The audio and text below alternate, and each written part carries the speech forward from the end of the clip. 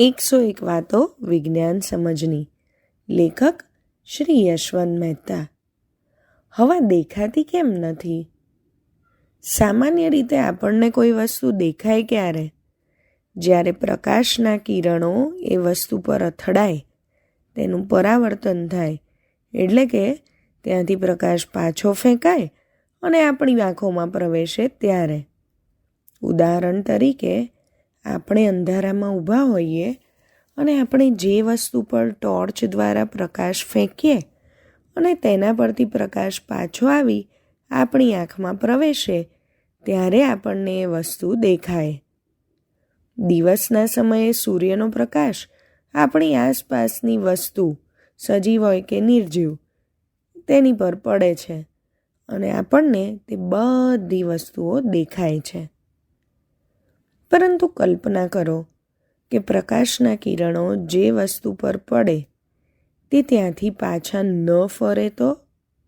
એટલે કે પ્રકાશ તેના પર પડીને તેમાંથી પસાર થઈ આગળ જતો રહેતો, તો એ વસ્તુ દેખાય ખરી?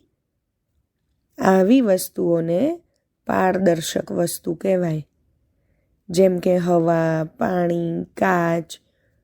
પણ પાણી અને કાચ એવા માધ્યમ છે કે જે પ્રકાશના કેટલાક અંશને શોષી લે છે અને કેટલાક અંશને પરાવર્તિત કરે છે. આથી પાણી અને કાચને આપણે અર્ધ પરાવર્તિત કહીએ છીએ, જ્યારે હવા પારદર્શક છે. એટલે પ્રકાશના કિરણો હવામાંથી પસાર થઈને આપણી આંખમાં પ્રવેશે છે એ સમયે હવા પ્રકાશને શોષી પણ શકતી નથી કે પરાવર્તિત પણ નથી કરી શકતી. આનું કારણ એ છે કે હવા એ કેટલાક વાયુઓનું મિશ્રણ છે. મુખ્યત્વે નાઇટ્રોજન, જે 78% અને ઓક્સિજન 21%. આ બંને વાયુઓના અણુઓમાં પ્રકાશને શોષી લેવાની ક્ષમતા નથી અને પરાવર્તિત કરવાની પણ ક્ષમતા નથી. તેથી પ્રકાશના કિરણો આ વાયુઓના મિશ્રણ એટલે કે હવામાંથી કોઈ રોકટોક વગર પસાર થઈ જાય છે. આમ હવા પ્રકાશ માટે પારદર્શક હોવાથી તે આપણને દેખાતી નથી.